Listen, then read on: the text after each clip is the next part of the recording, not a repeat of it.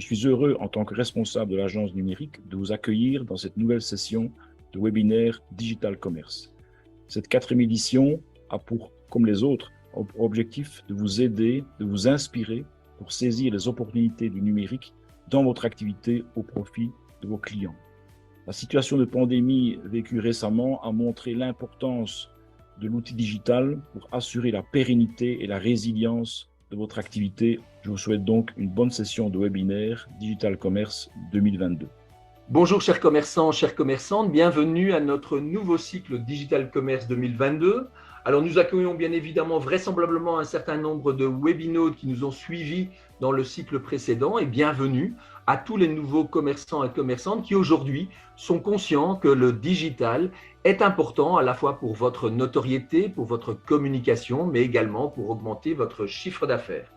Alors ce cycle digital Commerce 2022 a aussi pour objectif de rester dans la tendance et dans l'évolution du digital. C'est la raison pour laquelle nous aurons de nouveaux webinaires, notamment sur le nouveau réseau social TikTok, sur lequel, bien évidemment, il est peut-être intéressant pour votre commerce d'être présent, mais également sur les paiements électroniques, puisque depuis le mois de juillet 2022, vous avez l'obligation en tant que commerçant de proposer des solutions électroniques, de paiement électronique à votre clientèle qui le demande. L'objectif aujourd'hui, c'est bien évidemment de vous accompagner pour vous permettre de vous envoler et surtout de vous accompagner pour vous envoler de la manière évidemment la plus confortable. Donc n'hésitez pas à suivre et à regarder encore une fois nos webinaires en replay pour véritablement vous implémenter de l'ensemble des compétences que nous vous offrons, Digital Wallonia, la région Wallonne, mais également le SNI.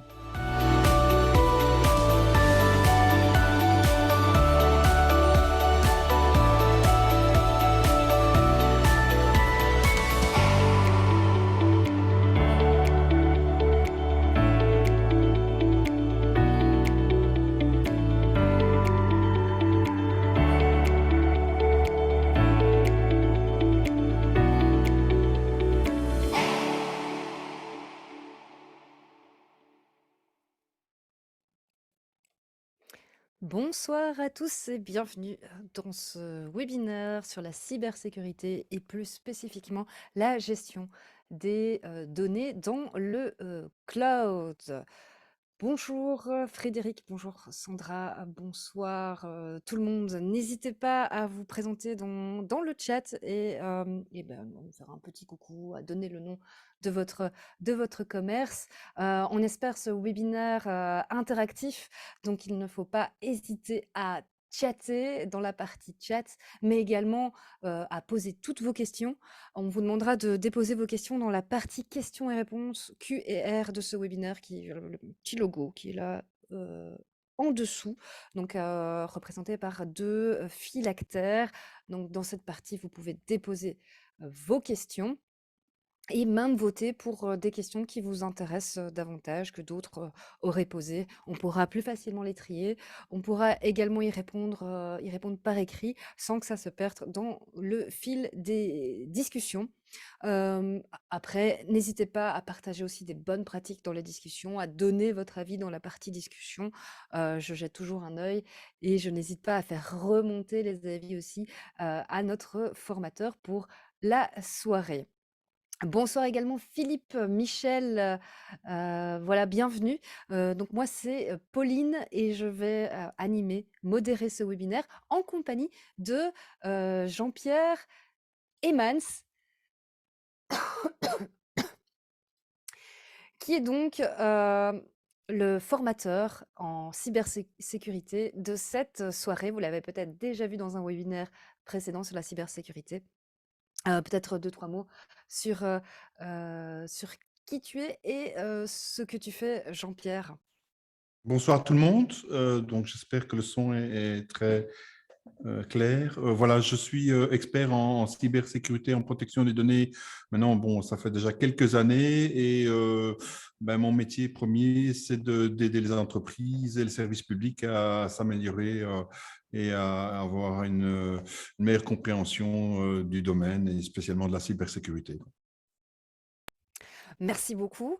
Alors, On va aussi vous poser des petites questions et pour ce faire, je vous invite à scanner le QR code qui est à votre écran. Je vous invite à vous armer de votre smartphone et d'ouvrir le petit outil de scan de QR code et vous allez tomber donc sur la page WooClap de Digital Commerce. Si vous ne voulez pas scanner ou si vous voulez le faire depuis votre PC, c'est également possible. Vous pouvez vous connecter directement sur wooclap.com. Là, il vous sera demandé un code d'événement et vous pouvez taper tout simplement Digital Commerce. Donc, le programme Digital Commerce que vous suivez peut-être déjà depuis peut-être l'année passée. En tout cas, on est déjà au 10e webinaire. Ce webinaire sera enregistré, sera disponible en replay. Vous le recevez dans votre boîte email. Et les autres webinaires sont également disponibles pour les revoir. Donc, si vous en avez raté, vous pouvez toujours aller revoir sur la chaîne YouTube du SNI. On vous la mettra dans la partie discussion, le lien vers la chaîne. Alors, je vois que vous commencez à vous connecter. J'ai lancé la première question qui est tout simplement, utilisez-vous une solution cloud? Voilà, voilà. Donc, n'hésitez pas à scanner et à répondre à nos petites questions dans WooClap. Alors, je vois que pour la plupart, oui, mais c'est assez serré. 57% ont une solution cloud, 43 n'en ont pas. On pourra voir un peu en détail aussi, sans s'en rendre compte, on utilise des solutions dans le cloud et on verra ça un petit peu plus tard. Alors, aussi pour apprendre à vous connaître, je vais vous poser une autre question. Voilà, on voulait savoir un petit peu quelle est votre présence en ligne. Donc tout simplement, est-ce que vous pouvez sélectionner plusieurs réponses? Est-ce que vous avez un site web, vitrine ou un e-commerce, donc où vous vendez sur internet? Est-ce que vous êtes présent sur les réseaux sociaux? Est-ce que vous avez une application, donc une application pour vous vendre, une application dans le cadre professionnel? Ou est-ce que peut-être vous n'avez, rien, de tout ça? Donc en tout cas, si vous cochez finalement l'une des solutions, finalement, Jean-Pierre, c'est qu'ils utilisent une solution cloud quelque part.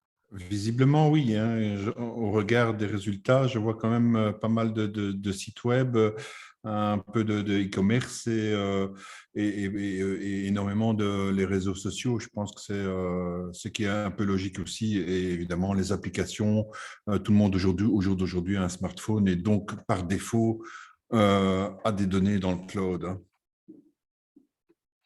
Voilà, voilà. Et finalement, heu, qu'est-ce que c'est le cloud au final? On va quand même commencer par les bases et te demander qu'est-ce que c'est le cloud? Bah, le cloud, on utilise souvent aussi le terme cloud computing, et la pratique qui consiste à utiliser des serveurs informatiques à distance et qui est connecté sur Internet. Donc, usuellement, ces systèmes sont hébergés dans des centres de données et donc l'ensemble des applications et des données sont centralisées en un point spécifique et répliquées dans différents centres de données. Donc ici, on a une belle image en fait entre les différentes possibilités, hein. Donc on a le cloud, vraiment les aspects plutôt serveurs. L'aspect storage, c'est typiquement les fichiers qu'on va centraliser ou qu'on va synchroniser. Les aspects mobiles, hein, donc c'est vos applications Android ou iOS qui utilisent aussi le cloud, par exemple l'iCloud de Apple, hein, pour donner un exemple.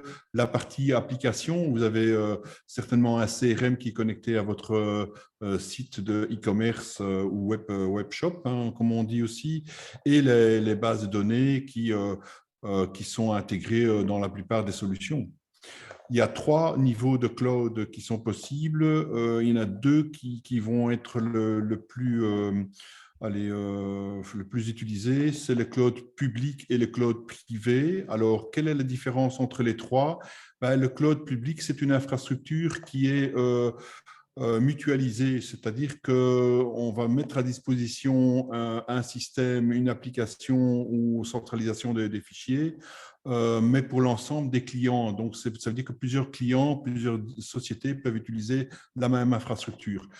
C'est typiquement le cas par exemple, si vous avez un site web chez OVH, si vous avez une solution Google ou une solution chez Microsoft avec Microsoft 365.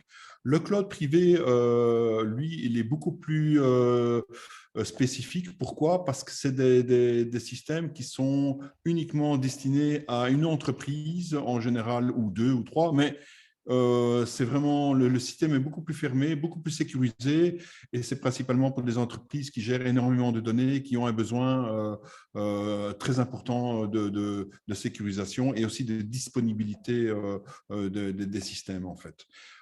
Le système, donc la partie hybride, alors là, on est un peu dans la convergence et dans la transformation digitale. C'est particulièrement intéressant quand, par exemple, une entreprise a un ancien, on appelle ça un exchange server, donc un serveur de messagerie en interne dans le périmètre de l'entreprise. Il est possible d'avoir des applications qui sont déjà dans le cloud, et donc vous avez les deux aspects, l'aspect cloud et l'aspect plutôt des données dans l'entreprise en local, en fait. Donc, c'est voué à disparaître à terme, ce modèle-là. Ce qu'on retrouve le plus finalement, c'est le cloud public et le privé. Et le privé, c'est plus sécurisé, C'est plus mais sécurisé, donc les serveurs, il y a plus de garanties sur la disponibilité mémoire, disque, mais aussi bande passante. Du coup, le prix est aussi conséquent, hein, donc plus cher et beaucoup plus plus cher, compliqué à beaucoup plus mettre en cher, place. beaucoup plus cher. Donc ça, c'est un peu à voir, un peu en fonction évidemment de vos besoins. Tu parlais d'OVH, donc effectivement, pour rappel, je pense qu'on a une vision du cloud qui se limite souvent à la partie stockage, mais le cloud, c'est aussi votre site internet. Votre site internet, il est hébergé quelque part, votre base de données, elle est hébergée quelque part, et c'est dans le cloud. Et donc, c'est un cloud, pour le nommer, Qui c'est un va cloud englober, en fait, public. oui, c'est ça qui va englober aussi les aspects applicatifs. Mhm. Donc, il y aura une partie application, une partie centralisation des fichiers. Par exemple, les OneDrive ou Google voilà, Doc, on centralise les informations. Avec Google Doc, on peut éditer aussi des documents. Donc, il y a la partie applicative qui est derrière. Et ça, on Mais le tout verra ça, aussi plus en détail par la voilà. suite. Mais c'est vrai que quand on utilise Google Doc, effectivement, le dossier est stocké quelque part. On le voit plus facilement quand c'est un Google Doc parce qu'on sait que c'est dans un drive, mais peut-être moins dans un système, dans un site internet où on se dit, bah, c'est sur internet, bah, effectivement, les données sont stockées quelque part. Alors, petite question, maintenant qu'on a défini un peu, le cloud, on aimerait voir, si finalement, voilà, comment vous qualifiez, votre expérience dans l'utilisation du cloud? 1, jamais utilisé, 5, utilisation fréquente et aussi, sensibilisé à la sécurité. Voilà, vous avez fait des efforts. Donc 5, c'est vraiment vous êtes un pro, on espère qu'on va vous amener quelque chose pendant ce webinaire.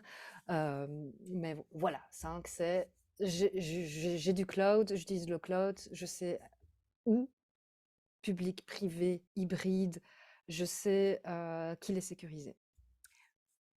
N'hésitez pas à voter dans le WooClap. Je rappelle, parce que je vois que certains répondent dans la discussion, n'hésitez pas à vous connecter sur wooclap.com et à utiliser le code digital commerce. Voilà, je vois qu'on a une moyenne de 3,1. C'est pas mal, je C'est pas dirais. mal. On va voir si on va pouvoir vous apprendre quelque chose. Je pense qu'il y a toujours moyen de faire mieux au niveau sécurité. Et on espère qu'on va vous apprendre plein de choses. N'hésitez pas non plus à poser des questions dans la partie Q&R, questions et réponses de ce webinaire. On essaiera de les prendre au fur et à mesure ou d'attendre la fin d'une thématique pour répondre plus spécifiquement à vos besoins. Alors, on va parler aussi, toujours un peu dans la définition du cloud, un petit peu les avantages du cloud. Je pense qu'on les connaît, mais on pense peut-être pas forcément, à tous les avantages. Jean-Pierre, quels sont-ils? Ben, un des avantages principaux, on va dire, c'est de la centralisation des données en un point. Donc, ça permet évidemment de plus avoir les données spécialement sur votre portable, téléphone ou autre système. Donc, la flexibilité aussi de l'utilisation, parce qu'on peut avoir un accès multiplateforme. Ça veut dire que si vous avez plusieurs PC, il est possible de se connecter. Vous avez en général une adresse URL et c'est super facile de se connecter. Et donc il y a cette facilité-là. Et le troisième élément, c'est un système qui est géré et infogéré par l'éditeur. Et donc, il y a des mises à jour, des corrections qui se font et c'est pas à vous de le faire en fait. Donc, ça se fait de façon transparente et quelque part automatique. Donc voilà, grande accessibilité, lieu de travail, vacances. On parle ici voilà, du réseau. Ça peut être aussi avec la 4G sur vos téléphones. C'est vraiment facile en réalité. Hein. Alors, je me permets aussi de faire un rappel dans des derniers webinaires en cybersécurité. On parlait du nomadisme digital. C'est vrai que le cloud permet de bouger et il ne faut pas oublier la cybersécurité aussi quand on est en voyage et de faire attention au Wi-Fi public, à ne pas laisser traîner son PC ou des cartes, des clés USB, ne pas prendre n'importe quelle clé USB et l'installer sur son PC. Donc tout ça avait été expliqué effectivement au webinaire cybersécurité. Et je me permets de faire un petit rappel. N'hésitez pas à aller les revoir si vous en ressentez le besoin. On avait une petite vidéo à vous montrer. Vous pourrez aller la revoir. Elle résume un petit peu les avantages du cloud. Ce sera aussi dans les slides que vous recevez à la fin du webinaire. Alors, on a les avantages, mais on a aussi les inconvénients. En tout cas, les points d'attention auxquels il faut être attentif. Les orages dans le cloud, les orages dans les nuages. Et on vous pose la question, quels sont les inconvénients selon vous? Je vois qu'on me demande aussi de laisser le QR code à l'écran. Une fois que vous êtes connecté, vous n'êtes pas obligé de vous déconnecter du WooClap. Donc, une fois que c'est scanné, une fois que vous êtes connecté à wooClap.com avec le code Digital Commerce, normalement, vous pouvez y rester et juste actualiser la page pour voir la nouvelle question s'afficher. Donc, la question, quels sont les orages de la vie? Non, ça c'est autre chose. Les orages dans le cloud. Sécurité si mal configuré. Le prix si mal configuré. C'est vrai que peut-être que c'est lié aussi à la sécurité. Si on l'a mal configuré, on peut avoir des problèmes de sécurité et de prix. La connexion, hein, on va en parler, je pense qu'ils ont mis le point aussi sur des choses importantes. Indispensable, la sécurité si brûlée, effectivement. Je pense que certains ont aussi suivi d'autres webinaires cybersécurité. On avait parlé de l'incident VH, on en reparlera aussi encore aujourd'hui. Donc, connexion Internet indispensable, dépendance vis-à-vis du fournisseur. ça aussi, on va en parler plus en détail, comment bien choisir son fournisseur. Donc ça, c'est vrai, vous avez mis vous avez mis le doigt sur quelque chose d'hyper important. On est dépendant d'un fournisseur ou pas. On pourrait mettre en place son propre cloud, mais il y a aussi des inconvénients. Donc, on a fait quand même un beau tour des inconvénients Oui, dont on va parler. oui. Je vais peut-être rebondir Mhm. sur la dépendance, parce que c'est un sujet intéressant aussi et en fait qui peut être couvert par deux manières, hein. C'est de bien lire les contrats et de connaître les conditions d'utilisation de votre fournisseur. Mais il y a aussi un autre aspect important, en fait, sur lequel vous pouvez prendre la main en réalité, c'est de réaliser des sauvegardes à un autre endroit. Et donc, ça vous permet effectivement d'avoir ce contrôle quelque part de vos données et d'avoir une garantie que les données sont stockées à un autre endroit, hein. Et c'est vrai que la sauvegarde, c'est un des points aussi où on va insister tout au long de Oui, ce webinaire. tout à Même fait, si vous avez vos données dans le cloud, c'est toujours bien d'avoir une sauvegarde de tout à ce fait. cloud également, quoi. Donc ici, on parle de la connectivité. Alors, il y a deux éléments à savoir. Il y a la connectivité du côté du fournisseur. Comme je l'ai indiqué au départ de ce séminaire, les fournisseurs, en général, ils sont dans des centres de données où ils ont une capacité réseau quand même assez, on parle de fibre, hein, donc c'est du gigabit. Donc, normalement, ils sont relativement bien couverts. Ils utilisent la plupart du temps 2 ou 3 chemins différents en cas que la fibre, par exemple, il y a une déconnexion, une coupure du réseau à un endroit, ben, le système doit pouvoir fonctionner par un autre chemin. Par contre, et là c'est le point d'attention, c'est la partie connectivité côté client. Donc, c'est par rapport à votre fournisseur Internet, à votre opérateur mobile, où il peut se passer de temps en temps, où il y a soit une surcharge sur le réseau 4G, 5G, maintenant on parle de 5G, mais ça arrive effectivement. Et donc, effectivement, quand il y a une déconnexion et qu'au niveau connectivité, ça ne fonctionne plus, vous n'avez plus accès à vos données. Et là, ça peut poser problème. Oui. Il y a aussi l'utilisation des données. Ça, c'est vrai que ça n'a pas été mentionné. Euh, donc, qu'en est-il de vos données qui sont finalement partagées avec votre fournisseur de cloud? Voilà. Donc, dans cette perspective, il y a un point d'attention. Bon, on a beaucoup parlé dans les médias il y a encore quelques mois où la gratuité de certains services, ben, quelque part, c'est pas gratuit, quoi. Les données que vous donnez, ben, il y a une rétribution sur l'utilisation à des fins commerciales, sur des listings. Et donc là, il faut être un peu attentif. En général, les services payants, ben, c'est beaucoup plus restrictif. Maintenant, il y a un règlement général de protection des données qui impose aussi certaines limitations. Et donc, à terme, les choses vont s'améliorer, mais il faut être vigilant par rapport à certains opérateurs.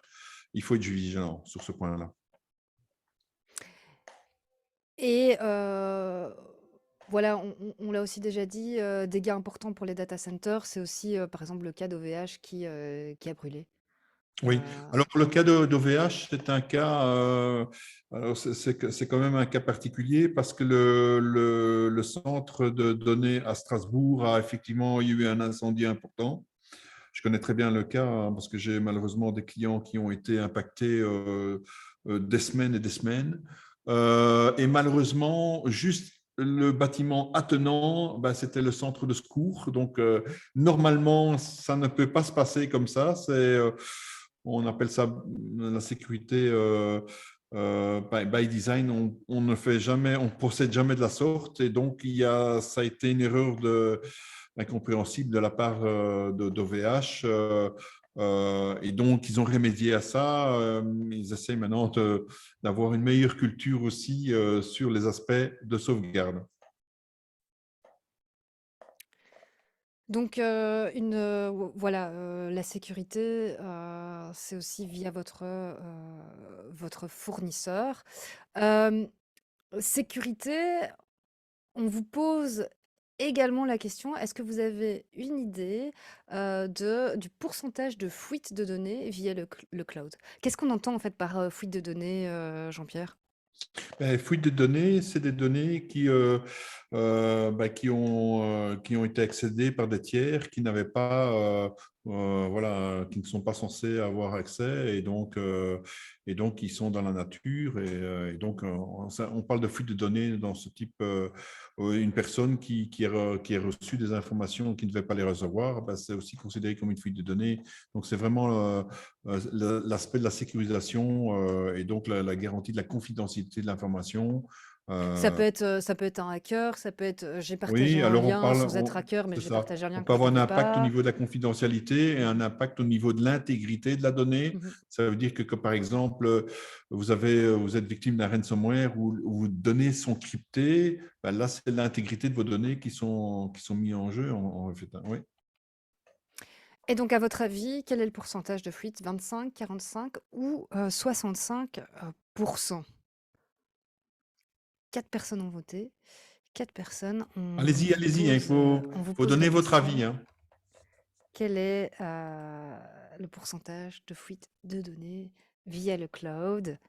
Et puis, n'hésitez pas aussi à soumettre vos questions dans la partie questions-réponses de ce webinaire.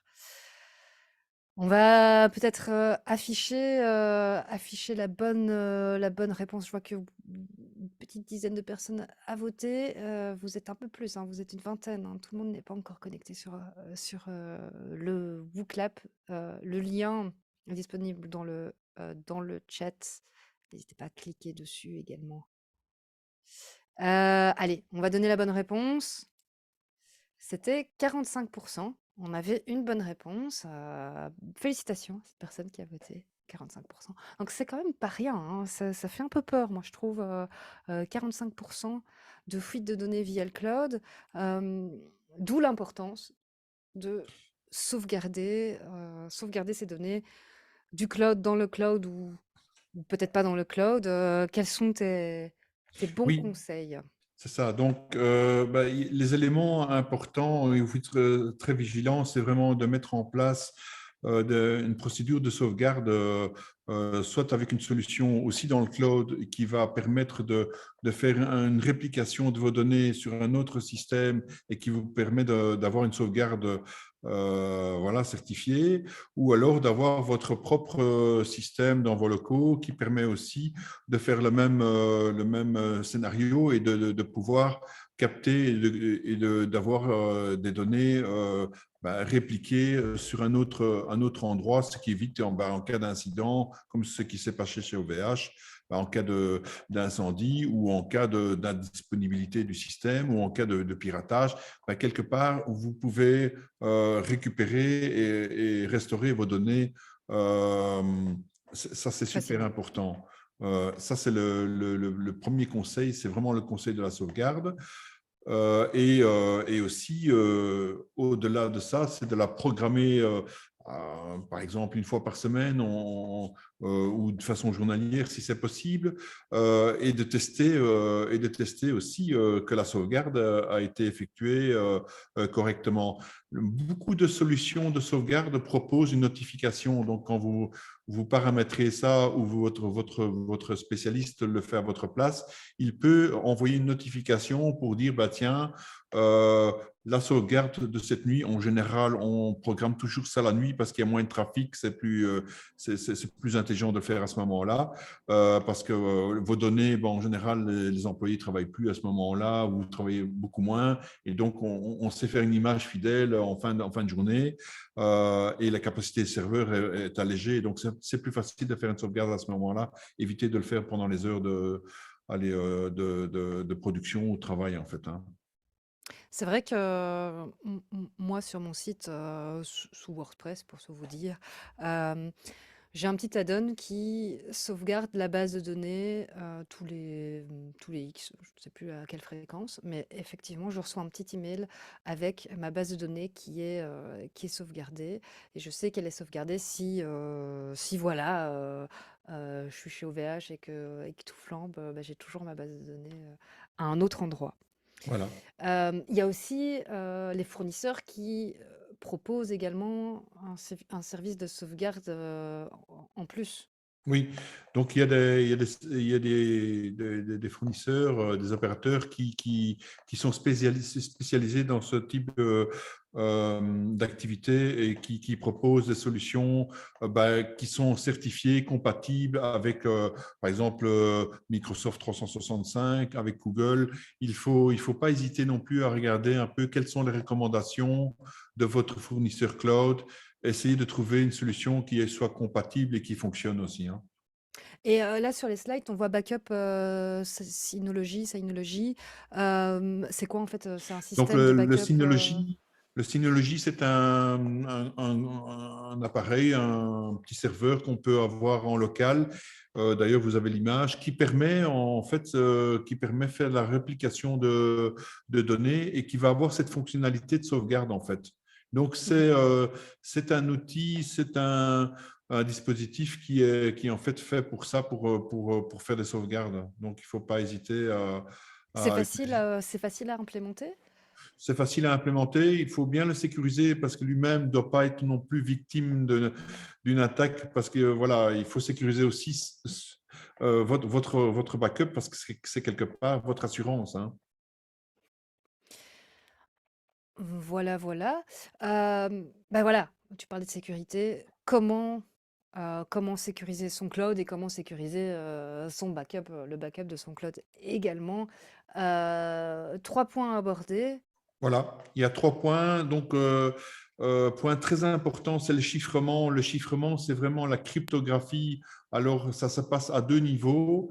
Donc, les données doivent être cryptées sur la partie cloud, donc sur l'espace cloud, mais aussi, on doit avoir une cryptographie entre votre PC et la solution cloud, parce que sinon, ben, vous allez transférer des données sur un tunnel sur lequel un pirate pourrait identifier ou intercepter des informations.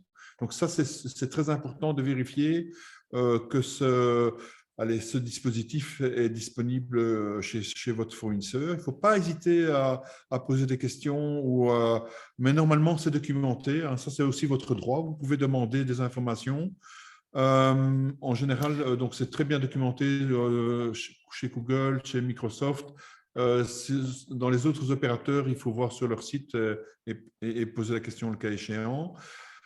Deuxième point, alors ça ça revient souvent, c'est le mot de passe. Alors le mot de passe, pourquoi c'est important? Il faut systématiquement avoir un mot de passe complexe. Il ne faut pas utiliser Jean-Pierre, il faut utiliser une complexité, donc majuscules, minuscules, caractères spéciaux Caractères et numériques. spéciaux. Euh, Si je me rappelle bien, dans le webinaire aussi sur les bases de la cybersécurité, on a beaucoup parlé des mots de passe et c'était 12 caractères pour éviter les brute force attaques. J'ai placé un mot de cybersécurité. Parfait. 12 caractères et aussi des mots de passe différents pour chaque application, logiciel. N'hésitez pas à utiliser un gestionnaire de mots de passe. C'est une sorte de petit portefeuille sécurisé qui garde vos mots de passe. Donc ça peut vous faciliter pour avoir des mots de passe différents. Et aussi l'authentification Un multifacteur. à Donc, plusieurs facteurs. ouais, voilà. Donc celui-là, c'est vraiment une nécessité de l'activer. Je donne un exemple. Vous voulez créer un compte Gmail, un compte gratuit. Vous allez créer votre espace.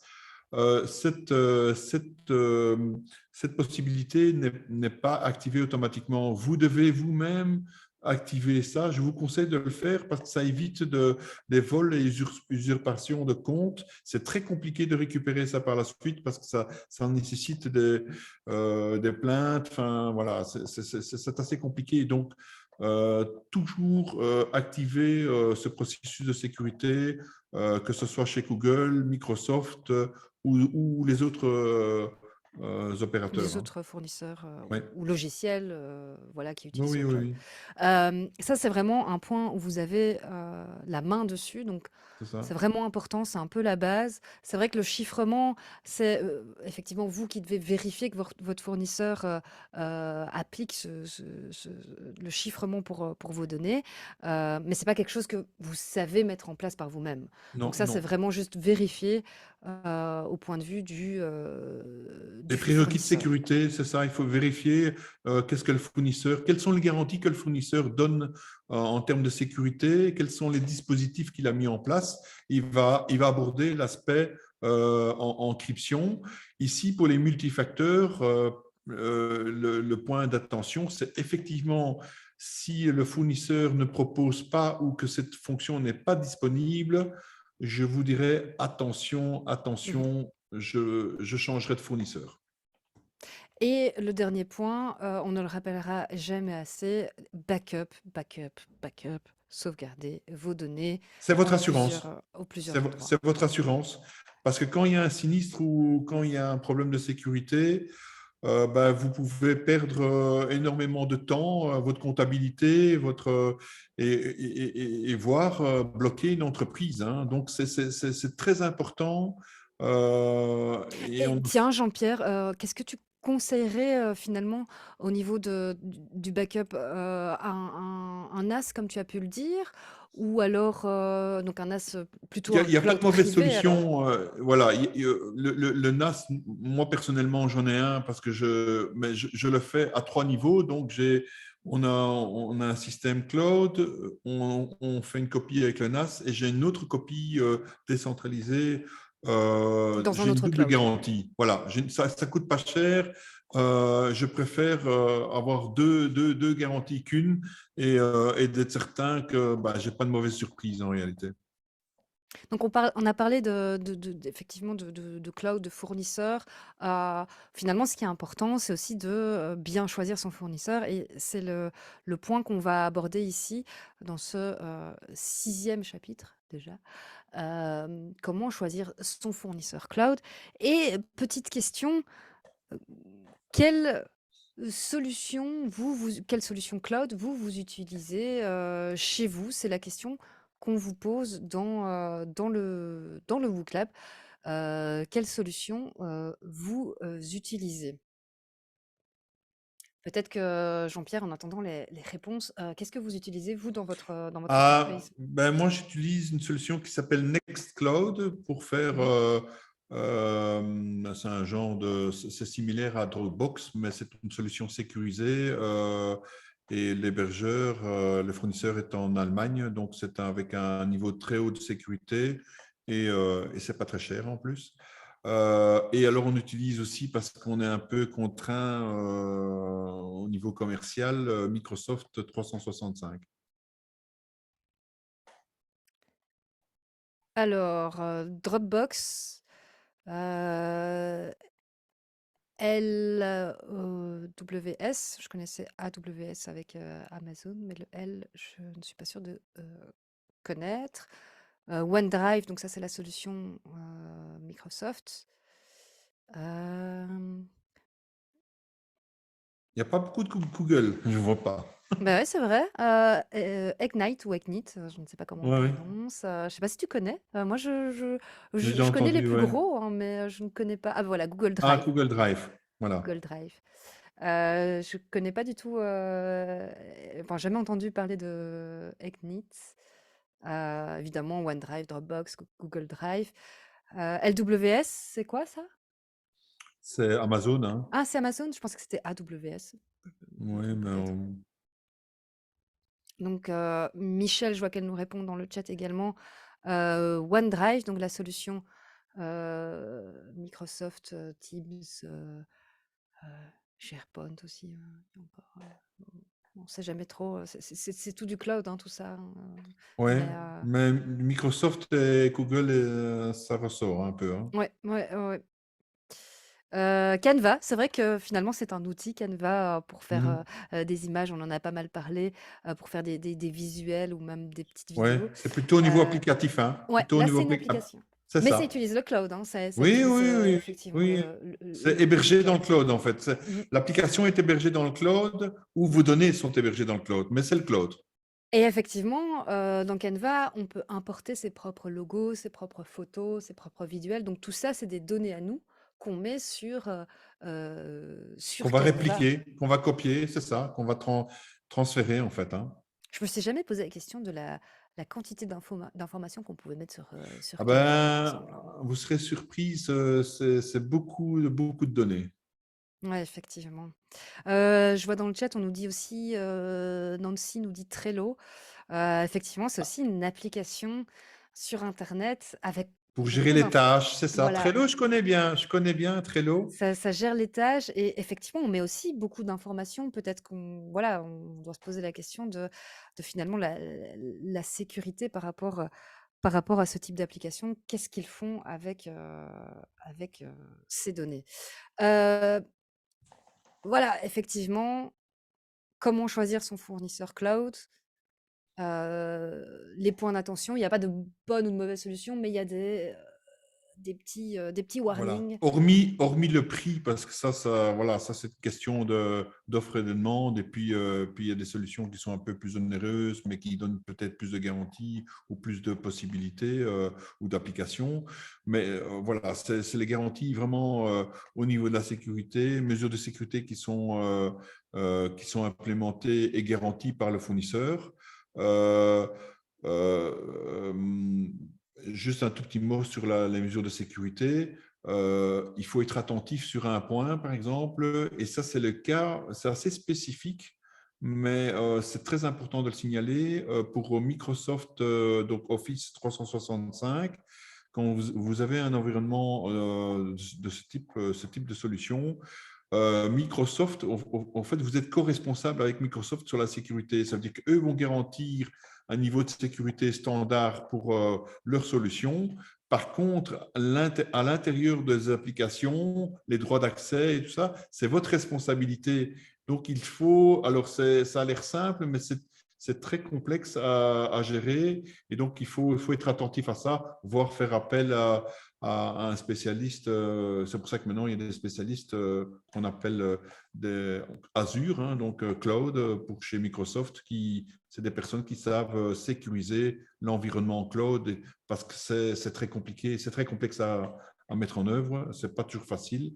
Ça, c'est Mais plutôt pour aussi quand on a Microsoft, beaucoup ça aussi, quand on a beaucoup de collaborateurs et qu'on fonctionne avec Teams, avec non, SharePoint, oui, avec tous les non, c'est par défaut en fait. Mmh. C'est justement ça le danger avec Microsoft, c'est qu'à partir du moment où vous avez une licence, un tenant, une licence, il faut déjà sécuriser que vous Mmh. ayez 3 ou 4 ou 10 ans employés, le niveau de sécurité sera le même.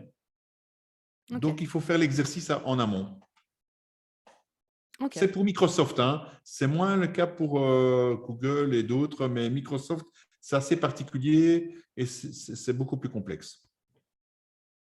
Et les politiques de sauvegarde, mais ça on en avait parlé. Mais c'est vrai que ce serait intéressant, par exemple, pour tout ce qui est application et on va en parler après. Je vais peut-être pas, trop, en parler maintenant parce qu'on va parler des applications juste après.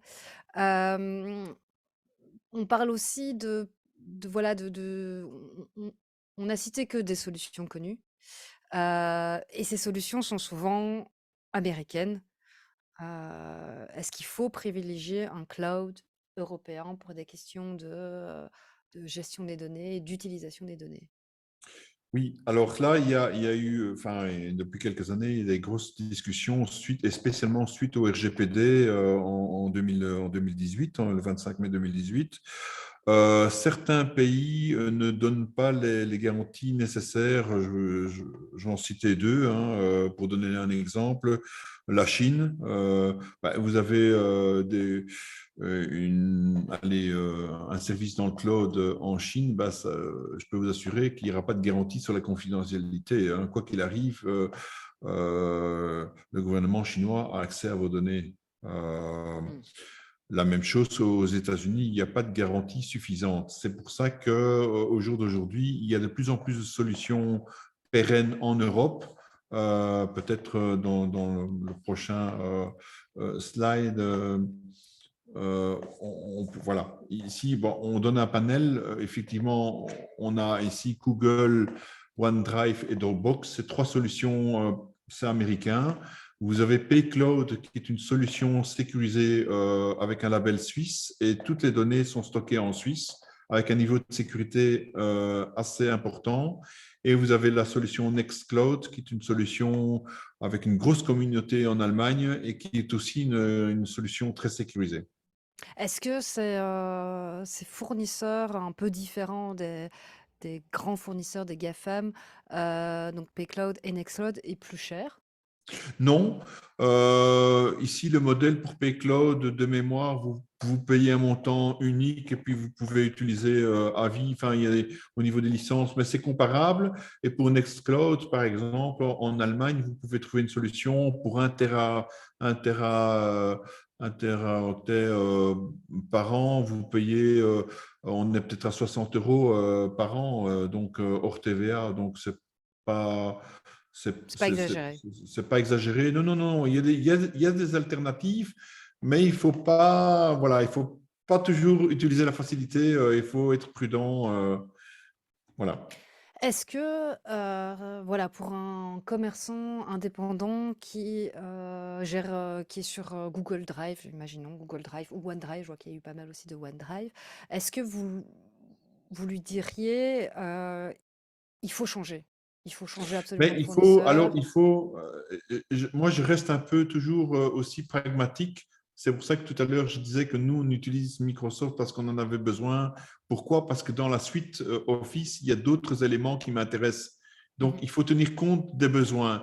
Si vraiment le besoin est d'avoir un espace cloud sécurisé juste pour la gestion de fichiers, là, vous pouvez vous diriger vers Paycloud ou Nextcloud comme alternative, en fait.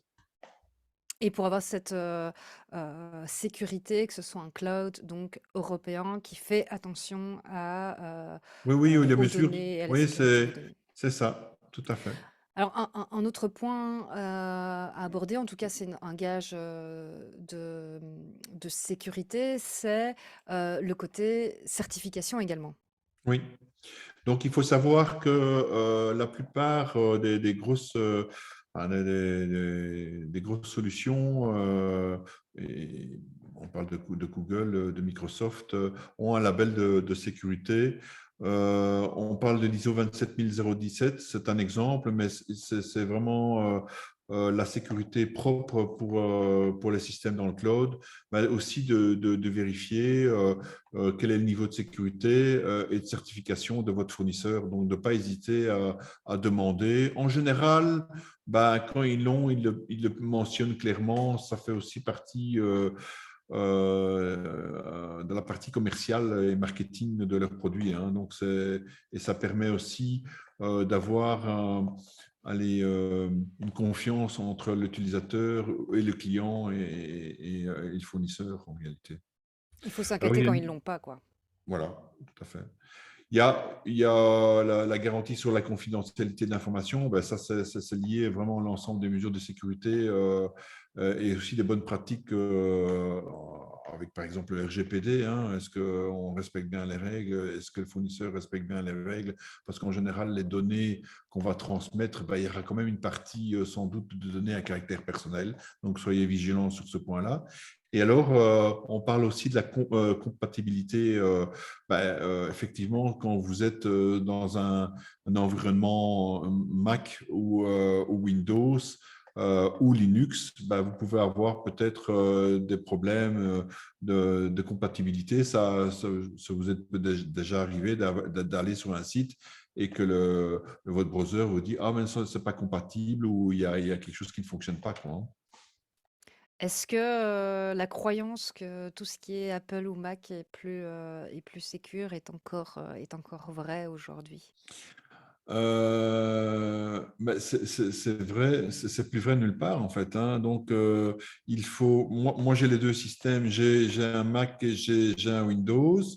Microsoft a beaucoup œuvré pour la sécurité, donc ça a amélioré aussi le noyau d'operating system, comme on appelle. Il faut avoir les mêmes pratiques d'une plateforme à l'autre. Mac est par défaut un tout petit peu mieux cadenassé, by design, mais ça ne veut pas dire qu'on peut tout faire non plus, hein. Donc, il faut être vigilant sur les deux types de plateformes, en fait. Effectivement, effectivement. La vigilance, la sensibilisation, c'est tous des points importants en cybersécurité. On oublie souvent aussi qu'on est le premier maillon faible, on va dire, de la chaîne de la cybersécurité. Et Euh, écouter aussi les avis. C'est parce que faire de la sensibilisation, c'est une chose, mais mhm. tenir compte de certains, avoir une hygiène en matière de sécurité de l'information, c'est important en fait. Et d'appliquer ce qu'on recommande. Et c'est juste voilà, l'action de base en fait, c'est rien de très compliqué.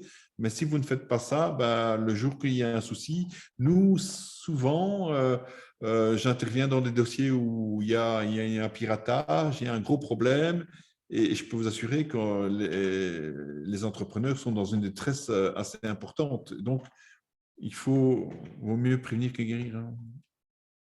Effectivement. Et pour ça, sauvegarde, vérifier. On verra, on fera la checklist de tout ce qui a été dit aussi un peu plus loin. Par contre, autre sujet, enfin, toujours le cloud, évidemment. On en parlait il y a quelques instants. C'est aussi être attentif à toutes les applications qui sont dans le cloud. Certains utilisent, comme ils nous l'ont dit, Trello, Canva. On n'a pas eu, on nous a pas mentionné des CRM ou des outils de gestion client ou des Notion aussi qui est très à la mode en ce moment. Là aussi, il y a effectivement quelques points d'attention à avoir, Oui, Jean-Pierre. oui, tout à fait. Et il faut être vigilant parce qu'on centralise un peu son métier ou les applications métiers qu'on utilise dans le cloud. Ici, on parle des gros connus, Office 365, Outlook, qui est la messagerie, par exemple. Mais il y en a d'autres, hein. On parlait de l'exemple de Trello. Je vais peut-être en citer encore un. De plus en plus, on parle beaucoup de téléphonie. Enfin, voilà, maintenant, le téléphone analogique à terme va disparaître. On va passer sur du téléphone SIP, hein. Donc, c'est aussi du cloud. Et donc, il faudrait être vigilant de bien sécuriser ces environnements-là et de ne pas avoir des problèmes voilà, de conformité, mais aussi ou de fraude, hein. Et comment faire en fait à ce moment-là pour sécuriser en fait ces applications qui Donc, sont dans le cloud? comme je l'ai dit tout à l'heure, par exemple, dans les suites Google Suite, le fournisseur enfin, l'éditeur va sécuriser, va mettre en place toute une série euh, de moyens, mais il y a Oui. aussi l'utilisateur qui doit aussi s'assurer que il partage pas ses mots de passe, qu'il active l'authentification multifacteur, qu'il fasse ses backups et qui regarde aussi la qualité du fournisseur. Je pense que il Il faut poser des questions aussi à oui. son fournisseur. Moi, ça me fait penser que j'ai par exemple une application pour ma comptabilité. C'est une application dans le cloud, c'est sur mon téléphone d'ailleurs. Ça me facilite la vie, c'est un gain de temps, c'est hyper facile. Je scanne mes reçus, toutes mes dépenses. Mhm. Ça se met directement sur mon application. Je peux les trier et c'est stocké quelque part. Je ne sais pas. Mhm. Hem, Mes factures aussi, elles sont toutes stockées dans un cloud. Tout à fait. Et c'est Et vrai donc que là c'est important Là, c'est important parce que là, on est dans un autre schéma. Quand c'est vraiment au niveau de l'application, c'est le fournisseur qui doit donner les garanties de sauvegarde parce que vous n'avez pas la maîtrise de l'application. C'est le fournisseur qui l'a. Et dans ce cas-là, il faut lui demander, bah, tiens, si mon smartphone, je l'ai perdu, comment je peux récupérer mes données qui sont localisées dans votre cloud, par exemple avec Trello, avec d'autres Canva, applications. Et peut-être un point ouais, d'attention, parce que c'est vrai qu'on ne l'a peut-être pas précisé, mais dans les smartphones qu'on a soit Android, soit euh, iOS. voilà, soit Apple et iOS, il ne faut pas non plus installer n'importe quelle application parce que l'intégrité n'est pas toujours garantie non plus et on peut avoir voilà, des applications qui espionnent un peu, qui envoient des données. Donc, il faut être, avec les téléphones, les smartphones et les tablettes, là, il faut être super prudent. Et pour en revenir à mon application comptable, c'est vrai que moi, je pense qu'à la fin de ce webinaire, je vais leur demander, bah tiens, où sont stockées mes données? Est-ce qu'ils ont un backup de mes données si eux, enfin voilà, s'il arrive quelque chose en fait Tout à fait. à leur cloud directement. Enfin voilà, quel service de cloud finalement ils utilisent derrière pour mes données qui sont quand même, voilà, Voilà. imaginons j'ai un une personne qui vient checker, un contrôle, voilà, un contrôle de mes données financières, de ma comptabilité. Je dois Mm. ressortir des données jusqu'à 3 ans, voire même plus, je ne sais pas exactement, jamais contrôlé. Oui, il y a quelques années quand même au niveau Ouais, fiscal. donc il faut que je puisse revenir sur ces données. Tout à fait. Et effectivement, j'ai pas, tout est dans l'application et j'ai pas fait moi-même de doublons, quoi, Tout à fait. Et de peut-être point backup. d'attention aussi, c'est que quand vous perdez, par exemple, un smartphone, Mm. l'exemple qu'on discute, bah, il faut aussi s'assurer que l'éditeur bloque ou que vous puissiez bloquer l'appareil qui est volé et que vous n'allez jamais récupérer et pour s'assurer que la personne bah, qui l'a en sa possession ne puisse pas continuer à accéder à vos données. Ça, c'est aussi un autre point d'attention. Il y a la partie sauvegarde des données, restitution des données, et puis il y a la partie confidentialité où un tiers peut toujours avoir accès. Donc, il faut bloquer aussi, faire le nécessaire pour bloquer l'appareil disparu, en fait. Hein, voilà. Ce qui me rassure, c'est que, par exemple, avec ce genre d'application, ça s'ouvre pas directement. Je dois remettre une authentification Oui, oui, et c'est pas un oui. mot de passe, Mais il faut c'est toujours être vigilant parce que, voilà, sur voilà. Android, c'est pas infaillible, je vous le dis. Donc, voilà. Ah. Voilà. En tout cas, on vous fait peut-être un peu peur avec, les applications, dans le cloud, mais il y a aussi, pas mal d'avantages, hein, pour des applications Tout dans à le fait. cloud. Ben oui, hein, l'avantage premier, ben, c'est l'investissement. Hein. Donc, ça, c'est une solution qui est disponible, qui est testée et en général qui est même mutualisée. Donc, c'est un gain de temps sur la maintenance, c'est-à-dire que pour vous, c'est assez transparent. C'est c'est l'éditeur qui va se charger de la maintenance, que ce soit pour résoudre des bugs ou la mise en conformité avec un patch de sécurité. C'est lui qui s'en occupe. Et puis l'accessibilité, la flexibilité, on en a discuté tout à l'heure, vous n'avez plus votre smartphone, vous avez un nouveau, vous pouvez tout récupérer, vous n'avez pas perdu vos données à proprement parler en réalité. Donc il y a une grosse flexibilité aussi. Donc ça, c'est vraiment, le côté pratique des applications dans le cloud. Voilà, on parlait de Canva, bah, vous devez absolument, partager une photo à ce moment-là. Vous n'avez pas votre PC, vous pouvez le retrouver finalement sur un autre PC, sur votre smartphone, et cetera, et cetera. Donc ça, c'est vrai que c'est le côté hyper pratique et puis l'application, elle se met à jour, tout est normalement sécurisé. En tout cas, si c'est souvent des applications connues et reconnues, c'est quelque chose qui fonctionne.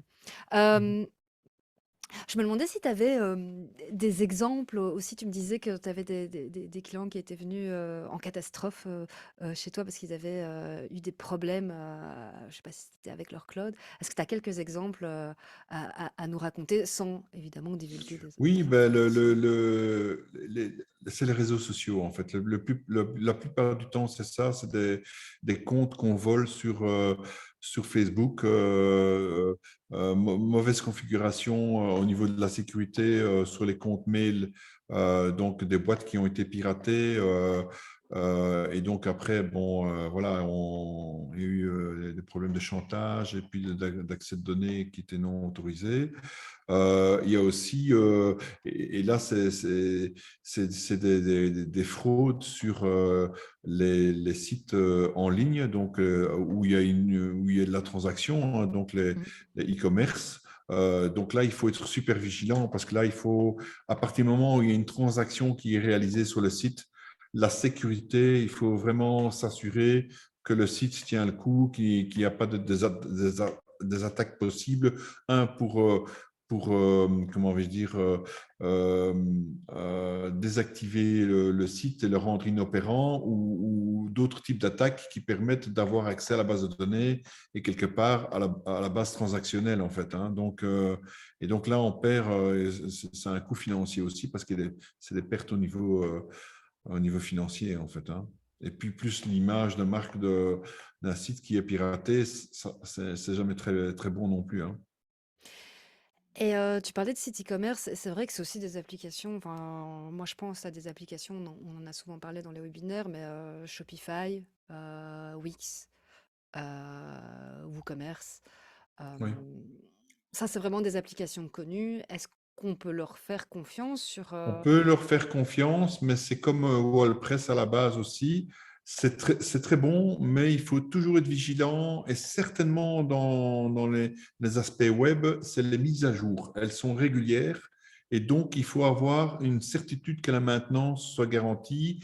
Et moi, je recommande toujours, ce que je propose aussi, c'est de dire, ben, si vous pouvez, par exemple, adapter votre site en faisant des modifications mineures, ça pose en général pas trop de problèmes. Mais si vous faites vraiment une grosse refonte de votre site web e-commerce, on recommande toujours de refaire des tests de sécurité pour être certain, avant la mise en production, que votre site est sécure, en fait. Mhm. Et moi je rappelle Le backup. les backups, les sauvegardes. Un site e-commerce, c'est aussi beaucoup de photos de Oui, vos oui, oui, produits. c'est toujours les mêmes pratiques c'est le cloud, hein, c'est la même C'est le pratique, tout cloud, à fait. donc il faut mettre toutes ces données que vous mettez sur Shopify, sur un serveur, dans WooCommerce, ou WordPress, etc. Il faut avoir un doublon de ces infos-là. Je vois que ça fait déjà 1 heure qu'on est ensemble. Euh, on est quasi à la fin du contenu du webinaire. On verra encore après une checklist, également une checklist assez complète. On reviendra aussi avec des exemples, etc.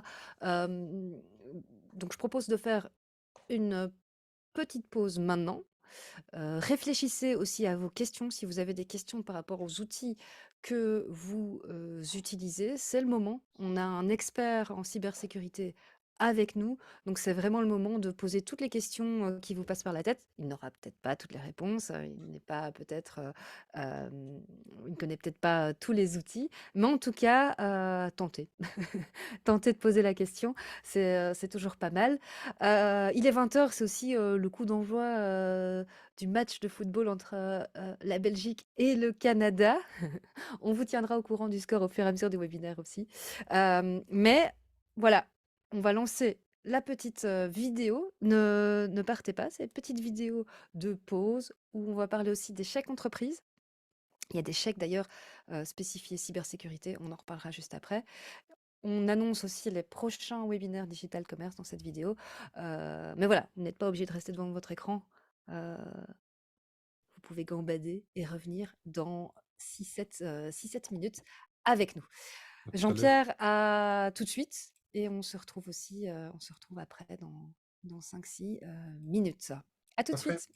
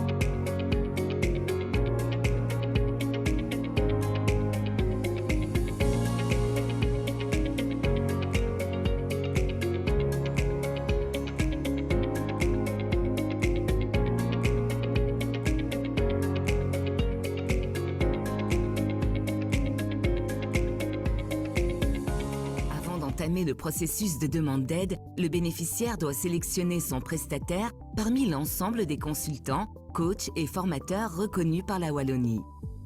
Petite précision, le formulaire de demande de chèque en ligne peut être complété soit par le bénéficiaire, soit par le prestataire.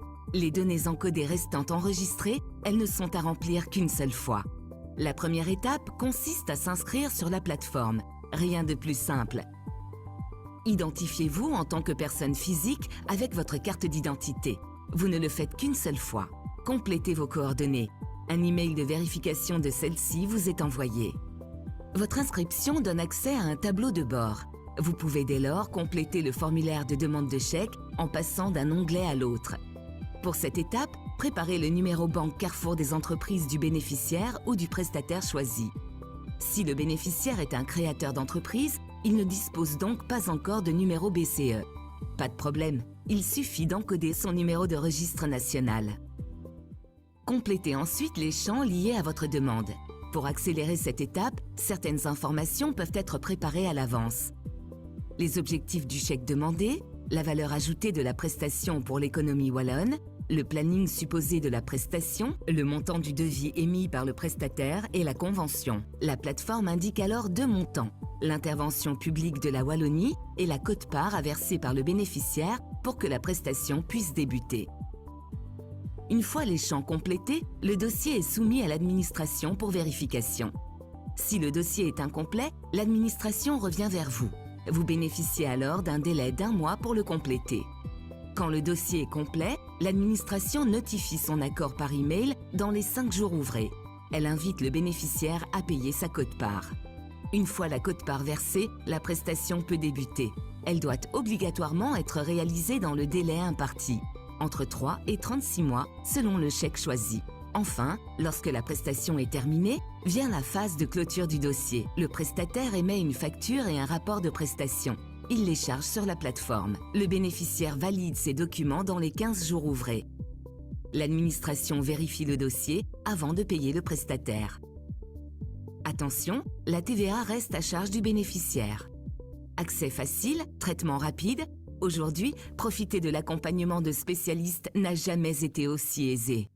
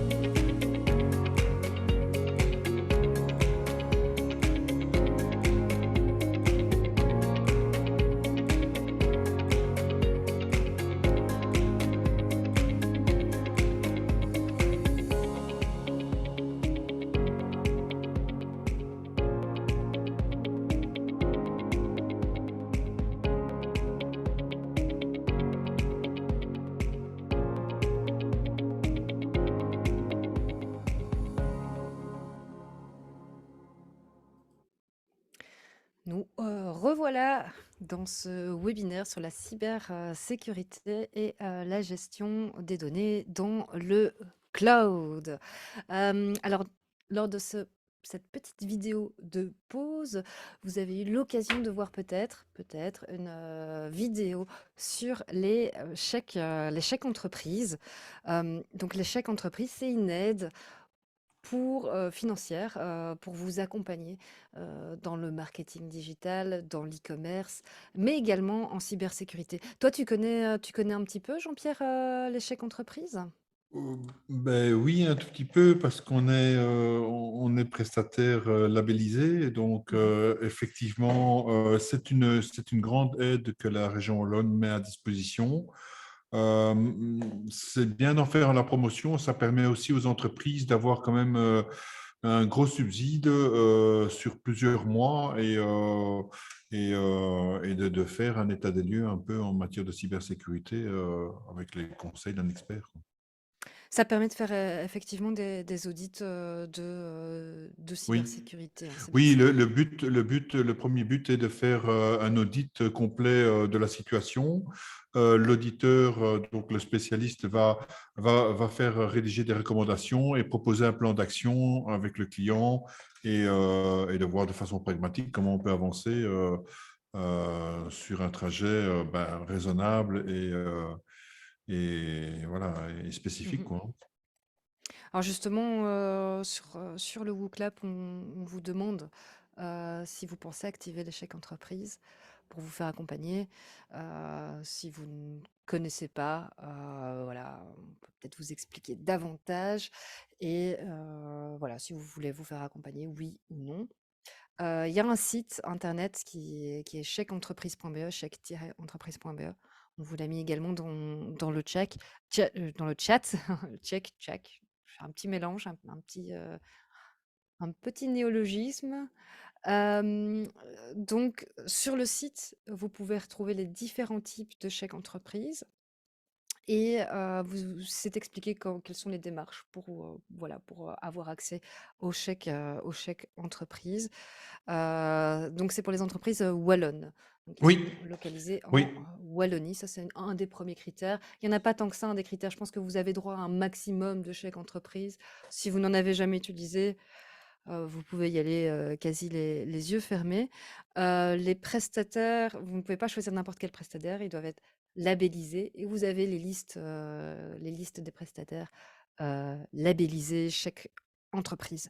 Donc voilà, ça peut être un bon coup de pouce pour, votre cybersécurité, pour votre, Peut-être digitalisation.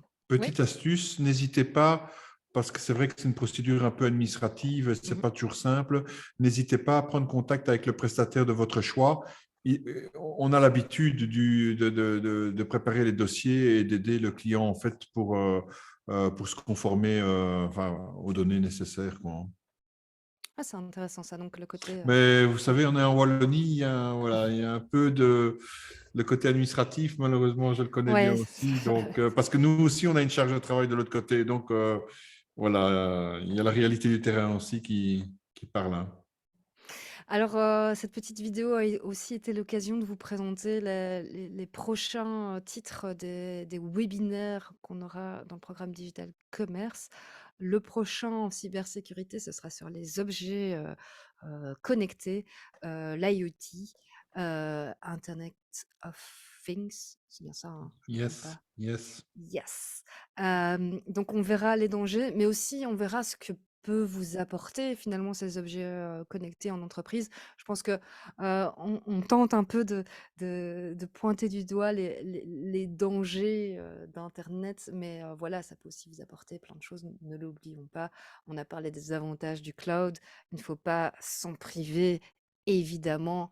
Et il faut faire aussi des choix en fonction de votre entreprise. Le prochain en digital commerce qui n'est pas de la cybersécurité, ce sera sur, l'emailing. Ce sera, pour Saint-Nicolas, le 5 décembre. Donc voilà, on a des thématiques liées, Saint-Nicolas, et cetera. Donc n'hésitez pas à vous inscrire. C'est une nouvelle thématique qu'on a ajoutée, il y a quelque temps, donc n'hésitez pas à vous inscrire. Et puis, on continuera en 2023 avec d'autres thématiques e-commerce, réseaux sociaux, contenu également. Donc tout ça, vous aurez la liste des webinaires et vous l'avez déjà, en tout cas en partie, on va en ajouter d'autres sur le site du SNI dans l'onglet formation. Voilà pour la partie un petit peu promotion des prochains webinaires. Je voulais revenir sur un point. En tout cas, n'hésitez pas à nous poser des questions. Vous n'êtes pas très bavard, il faut pas hésiter. J'avais une question par rapport, voilà, dans un des WooClap, une personne avait noté l le fait que ça peut devenir cher, un cloud, si c'est mal géré. Quel est ton avis par rapport à ça? Comment faire en sorte d'optimiser finalement son cloud pour pas que ce soit trop cher? On parle quand même d'avoir plusieurs systèmes de backup. Voilà, Oui, comment faire en sorte d'être le plus économe, on va dire, oui. possible.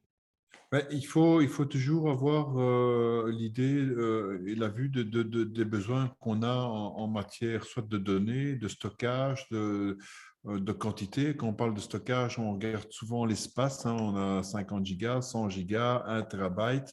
Évidemment, en fonction de ça, vous allez payer un prix parce que c'est ça qui va… Le service est le même, mais le prix sera différent. Euh, Moi, ce que je propose, c'est ici, c'est ça que j'étais un peu en train de regarder, c'est il y a des solutions qui ne sont pas très chères ici en Allemagne, où je vous dis pour 60 euros, vous avez 1 terabyte, vous savez stocker. Donc, cher, c'est vraiment, ce n'est pas, à mon sens. Ce qu'il faut être attentif, c'est d'avoir il faut que ça corresponde à vos besoins et pas de, si vous, par exemple vous souscrivez à Microsoft 365 juste pour dire j'utilise OneDrive, c'est stupide en fait, parce que vous allez payer la licence et pas utiliser les autres fonctionnalités. Donc voilà, il faut être attentif à ça. C'est les besoins qui vont définir un peu. On Enfin, avait des utilisateurs de OneDrive, hein. N'hésitez pas à nous dire comment vous utilisez du coup, ou OneDrive, est-ce que vous utilisez aussi, du coup la licence, je crois que OneDrive est-ce que OneDrive vient avec, Office? Est-ce que vous utilisez Teams et que c'est pour ça vous utilisez peut-être la visioconférence en plus? Hem Voilà, dites-nous un peu dans le chat comment vous utilisez OneDrive et même, Google Drive qui vient aussi avec une suite, qui peut en tout cas qui peut venir. Je trouve que les outils Google sont plus différenciés que les outils, Microsoft. Microsoft, j'ai l'impression que tu prends tout et c'est une grosse machine, parfois compliquée à comprendre, que Google, tu peux prendre, Google One avec, l'espace de stockage, tu peux c'est des prendre, modules, en fait, c'est ça. Workspace, ouais. C'est des modules, c'est ça. Et d'un côté, la complexité de la sécurisation de Microsoft, elle est plus complexe du coup. Mmh. Ici, Et si s vous me permettez, je viens de vous envoyer, bon, c'est un exemple, hein, je ne suis pas actionnaire dans cette société, mais voilà, je partage la solution que nous, on utilise, qui fonctionne très bien, à moindre coût, et voilà, c'était et mon ça partage ça du ça jour. ça fonctionne comment? Ça, c'est un cloud? Oui, c'est un C'est, cloud sécurisé qui propose la fonctionnalité, enfin le module Nextcloud. Et donc, vous voyez ici, vous avez par exemple la solution à 5,11 €, bah, c'est 1 terabyte. Vous pouvez mettre jusqu'à 3 domaines, utilisateurs illimités et localisation en Allemagne. Donc, et vous voyez, il y a les backups, vous voyez, c'est collaboratif. Il y a même un éditeur de fichiers aussi, hein, donc on appelle ça OpenOffice. Donc, c'est vraiment une solution très complète en fait.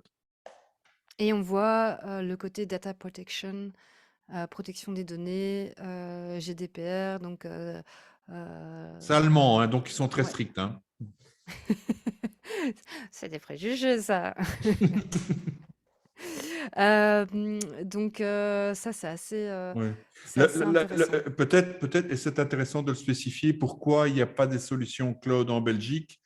La réponse, elle est simple en fait, c'est les prix. C'est les Mmh. prix, les prix sont beaucoup plus chers en Belgique. Voilà, on est un petit pays, donc là, l'Allemagne, la France, bah, c'est des pays beaucoup plus beaucoup plus grand et donc ils ont les moyens de proposer des prix beaucoup plus intéressants en fait, hein. L'avantage aussi, si vous souscrivez à un abonnement professionnel, bah, vous payez, c'est hors TVA, donc Mhm. c'est intracommunautaire. Donc, ça aussi, bon, c'est toujours gai de ne pas avancer la TVA pour un service. Voilà, je le précise comme ça au passage. Tu parlais aussi peut-être un peu développer la solution d'avoir un NAS.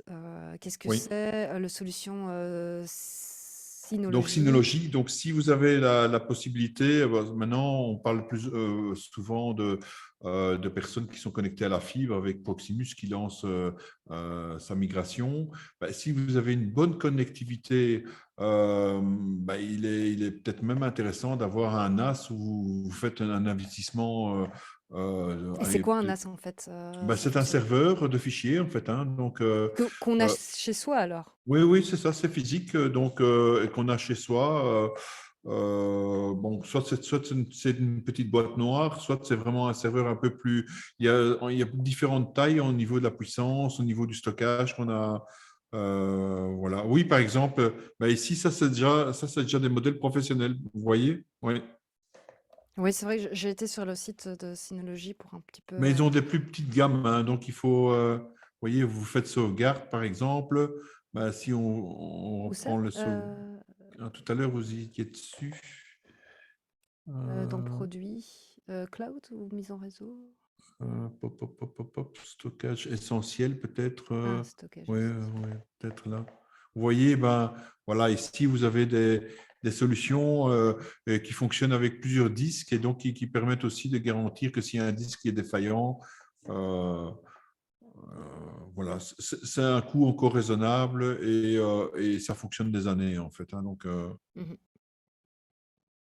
Ah oui, donc là, il y et a donc, des voilà, avec cette gestions à solution-là, gérer. vous avez votre propre système, les propres applications, et en fait, il peut vous proposer des solutions comme OneDrive, mais ce sera la solution Synology, en fait, hein. Mhm. Donc c'est le même système d'un drive, mais avoir un drive finalement qui ne soit pas dépendant d'un fournisseur en fait. C'est ça, c'est ça. C'est vraiment les personnes qui ont le désir de dire, moi, je veux avoir la sécurité totale, je veux avoir tout chez moi. Encore une fois, il ne faut pas oublier que si vous le faites sur cette Voler ou manière-là, s'il y il faut avoir une a... réplication Ouais. ailleurs, un deuxième, en fait. Donc, pour bien faire, si vous prenez un tout petit Synology, ben, il faut en avoir deux à deux endroits Mhm. différents et qui synchronisent. Donc ça c'est l'idéal, ça c'est la Ça, c'est solution, l'idéal. Ça, c'est le... solution top du top quoi. Ouais, Donc ça, c'est un peu dans les solutions et le côté aussi backup également, d'avoir une solution peut-être en NAS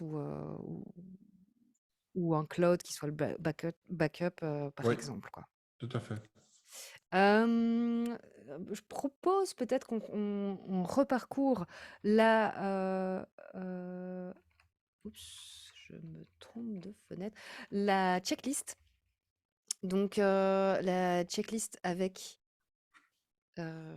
tous les différents points qu'on a pu parcourir. N'hésitez pas, si vous avez des questions, on n'a pas encore eu des questions, bah tiens, j'utilise ça, est-ce que c'est bien? Est-ce que je dois refaire un backup de certaines choses? Voilà, n'hésitez pas à nous poser des questions. Vous êtes un peu timide ce soir, c'est pas grave, hein, mais on est là jusqu'à 21h. Peut-être qu'on terminera plus tôt s'il n'y a pas de questions. Donc, Voilà. la checklist, je vais essayer, Jean-Pierre, de la faire. Tu vas me compléter évidemment ou me corriger si c'est pas bon, hein. Je vais tenter. On va voir si j'étais attentive. Donc, chiffrement de la solution cloud, ça, c'est le côté vérifier que le cloud, le fournisseur qu'on utilise, a un chiffrement. Ça, c'est ça. De base, les connus, Google, Oui, oui. OneDrive. La plupart mettent à disposition, et encore sur les deux volets, hein, aussi bien en local que sur la partie réseau, hein. Ce qui est important en fait de vérifier, parce que vu que les grands acteurs l'ont, c'est peut-être quand on utilise des applications un peu custom, maison, qui fonctionnent sur un cloud, là c'est peut-être intéressant de se dire, est-ce que Ouais, Est-ce que c'est chiffré sur ces applications-là? tout à fait. Par exemple, mon petit outil de comptabilité, peut-être vérifier, leur demander directement si, s'ils ont un chiffrement des données. Certification, même Mhm. combat, c'est aller vérifier que son fournisseur, là, on ne sait pas faire quelque chose soi-même, c'est aller vérifier que son fournisseur, cloud, sa solution cloud En est général, certifiée. quand les fournisseurs sont sérieux, bah, ils sont certifiés et peuvent donner ces garanties-là. Vérification de l'utilisation de vos données sur, la solution cloud choisie. Là, le conseil, c'est d'aller vers des solutions plutôt européennes, Si comme, c'est possible, ouais. oui. Voilà, si c'est possible, parce que bon, il y a aussi, voilà, il y a des nouvelles possibilités ou des nouvelles applications qui viennent et qui intéressent l'un ou l'autre entrepreneur. Mais si on parle vraiment de cloud de façon plus générique, il y a des solutions, il y a des alternatives en Europe, en fait. Mmh et mais après, est-ce qu'on doit vraiment voilà, on est sur Teams, est-ce on doit vraiment avoir peur de l'utilisation de ces données? Voilà, j'essaie de me faire un peu l'avocat du diable. Est-ce que les GAFAM sont vraiment un risque pour les données personnelles? Ben, ouf, il y a Même si on sait que le risque zéro n'existe pas. Non, non, mais il y a quand même en France, bah, au niveau des écoles, ils ont décidé d'être un peu plus distants par rapport aux solutions de Microsoft. Donc, il y a quand même une stratégie, une position qui change quand même de façon assez drastique. Donc, beaucoup plus maintenant qu'il y a quelques années. Donc, je pense qu'il y a une réflexion à se faire et de voir un peu bah, quels sont qu'est-ce qu'on peut accepter en fait, hein? Mmh. OK. OK. Qu'est-ce qu'on peut accepter Vous donc savez, la en gestion tout du risque, cas c'est ouais. l'acceptation des choses. De temps en temps, on accepte certains risques. Donc, allez, C'était l'important, la c'est base, d'identifier. d'un des webinaires, cybersécurité. C'est un peu, comment on gère le risque. La cybersécurité, c'est une gestion du risque, en fait. Qu'est-ce qu'on est prêt à accepter de perdre? Qu'est-ce qu'on est prêt, Mais il faut qu'est-ce faire qu'on peut l'exercice. gagner aussi? Voilà et faire l'exercice, en tout cas, se poser la question de comment, sont utilisées, Tout à ces fait. données via les solutions, cloud, et aussi via ces applications qui sont dans le cloud. Par contre, les 2 points suivants, même les 3 points suivants, c'est quand même quelque chose qui est entre vos mains. Donc les 3 points suivants, c'est le côté authentification multifacteur. Donc ça, on peut aller, l'ajouter, pour se connecter Oui. à son cloud, pour se connecter, à Gmail, à Google Drive et cetera. Le mot de passe fort, ça aussi, c'est entre vos mains d'utiliser, modifier vos mots de passe régulièrement, d'utiliser un gestionnaire de mots de passe, voilà, de faire en sorte que votre mot de passe soit, compliqué, pour accéder au cloud. Ça, c'est quelque chose que vous avez en main. La sauvegarde dans le cloud, donc ça, il y a une partie fournisseur, voir si le fournisseur a lui-même, heu, des backups des données qu'il garde pour vous, un peu comme, voilà, est-ce que OVH, a un backup? Est-ce qu'il peut, je sais que c'est possible de retourner en arrière sur ces données et de remettre à jour son PC, donc il y a une sorte de backup possible. Mais il y a aussi une partie qui vous incombe, c'est faire en sorte d'avoir un backup aussi et pas de tout avoir sur un seul service, Mhm. un seul cloud ou ça, c'est correct comment Oui, oui, je oui, résume? oui, pour plusieurs raisons, hein, que ce soit commercial ou vous n'avez plus accès à votre compte pour des raisons X, Y. Votre sécurité, c'est d'avoir la copie intégrale à un autre endroit. Voilà, un autre, fournisseur ou Et une c'est pas autre parce manière que de c'est dans le fonctionner. cloud, justement, c'est pas parce que c'est dans le cloud qu'on se dit, ben, le backup, c'est automatique. Ça, c'est une erreur, en fait. C'est vrai qu'on pourrait aussi, répéter les bonnes pratiques de la sauvegarde, parce qu'il y a le côté automatisé, il y a aussi le côté Donc, tester la programmer ces sauvegarde. sauvegardes, c'est ça, Mmh. programmer les sauvegardes, faire en sorte qu'on est notifié pour être certain que les sauvegardes bah, ça se passe toujours bien et qu'il n'y a pas un couac, ça peut arriver voilà, pour multiples facteurs. Et si possible, une fois testé de restaurer un fichier avec le NAS, par exemple, avec le Synology, il est possible de faire un test.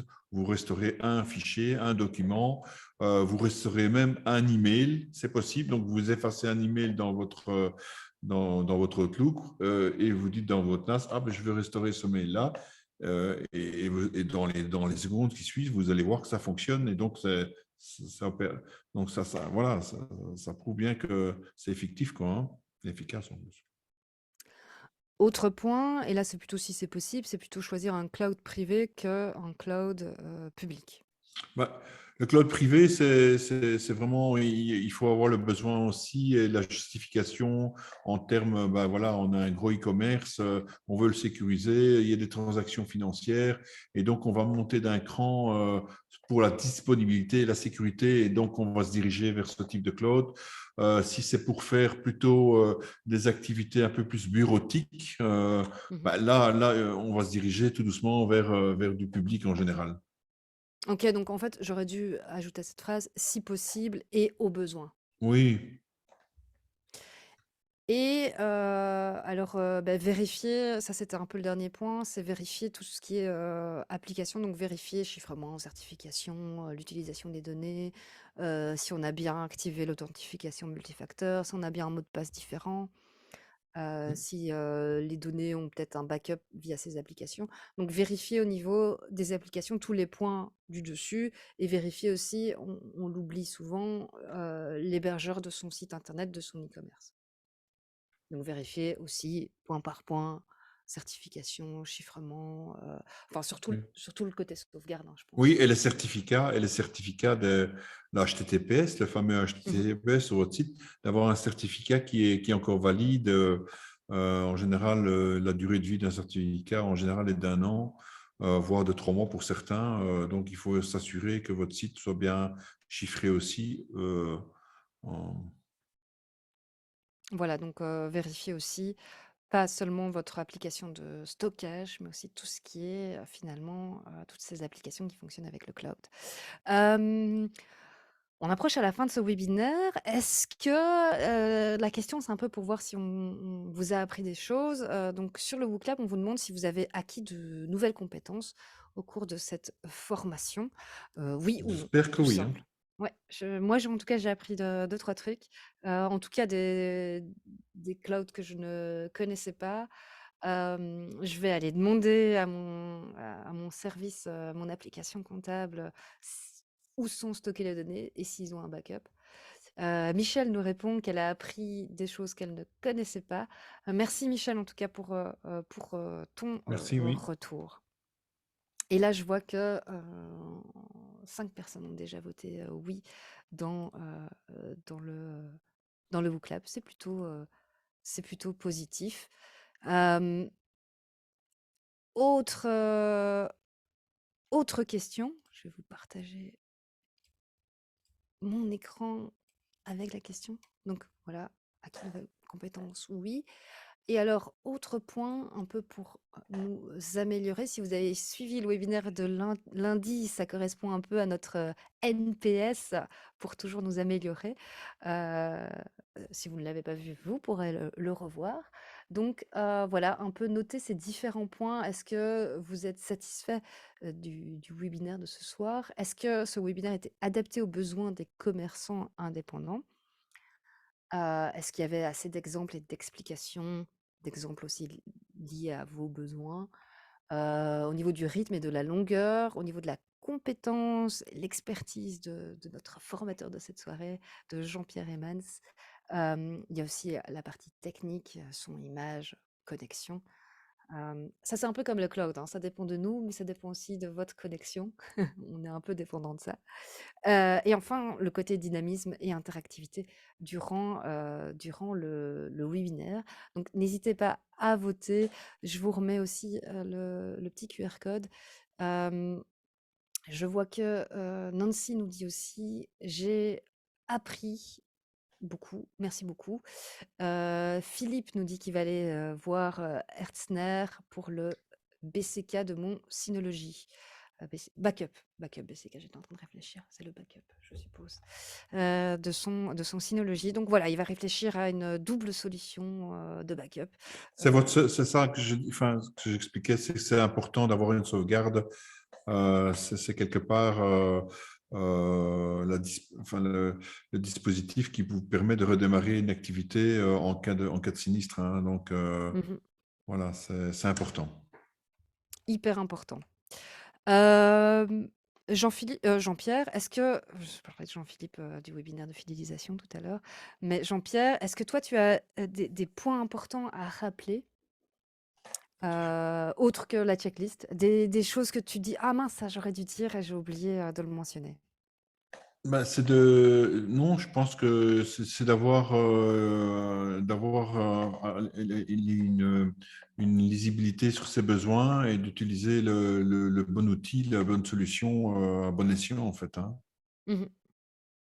Donc c'est vraiment d'analyser ses besoins et de faire en fonction. Et voilà, un cloud, on l'a vu, pour 60 euros, on a une solution. Oui, Pour 5 euros, on oui. a, on a un téra de données. Et 60 euros, on a un NAS avec un système, Voilà. Il ne etc. faut pas hésiter non Voilà. plus à faire appel à des spécialistes pour donner des conseils.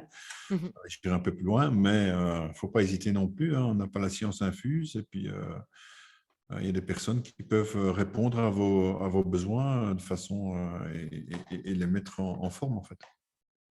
Oui, et n'oubliez pas cette aide des chèques entreprises pour tout ce qui est audit de cybersécurité. Alors, on touche à la fin de ce webinaire. Je vais peut-être rappeler un petit peu les prochains webinaires. J'en ai déjà parlé, hein, mais je me répète. C'est pas mal de se répéter au final. Le prochain, ce sera le 30, donc la semaine prochaine, mercredi prochain, le danger des objets connectés. Et attention, les objets connectés, ça peut être aussi simplement l'imprimante. Voilà, on n'est pas obligé d'aller dans des choses hyper fun, les lumières qui s'allument, etc. Ça peut être votre système d'alarme de votre commerce. Les caméras. Ça peut être les caméras, ça peut être plein de choses. Donc, on peut, voilà, objets connectés, Internet of Things, on voit des choses peut-être qu'on n'utilisera jamais en tant que commerçant, mais non, il y a quand même des choses toutes simples qui sont connectées, voilà, et que vous utilisez certainement déjà et auxquelles vous n'avez peut-être pas pensé que, voilà, il fallait peut-être sécuriser une partie ou en tout cas se poser des questions. L'emailing, donc l'emailing et la newsletter, là, on repasse sur l'aspect marketing et là, ce sera un peu, les bonnes pratiques.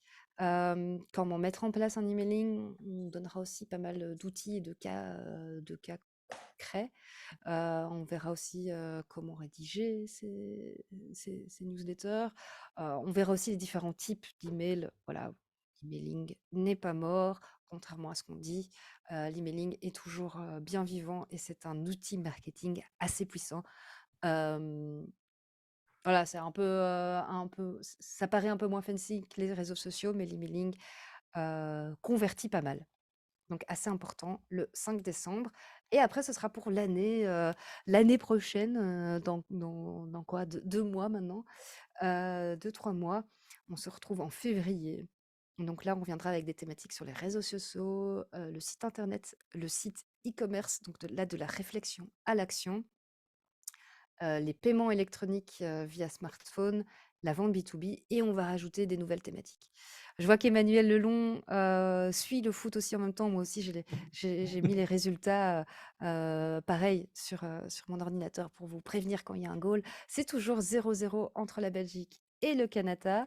Voilà, je viens de rafraîchir, c'est toujours 0-0. J'espère qu'ils jouent bien nos diables. J'espère qu'ils ne vont pas nous décevoir pour cette Coupe du Monde. Un grand merci à tous ceux qui étaient présents. Merci aussi à toi, Jean-Pierre, évidemment, Merci. qui a Moi été. aussi, je te remercie. Ça s'est bien passé et à Merci. vous tous, en fait. Voilà, merci Philippe, merci Emmanuel. On espère vous revoir dans nos prochains webinaires. On vous envoie un email demain avec le replay. Vous pouvez aussi demander les slides et vous pouvez retrouver les replays des précédentes éditions et des précédents webinaires sur la chaîne YouTube du SNI de Digital Commerce. Merci aussi à l'équipe de l'ombre, à Sandra qui nous met tous les liens dans le chat et qui Oui. répond à certaines questions. Donc Sandra, un grand merci à toi d'être là et d'être présente à tous les webinaires. Merci à tous et je vous souhaite une Bonne bonne soirée. soirée. Bonne soirée. Au revoir. Au revoir.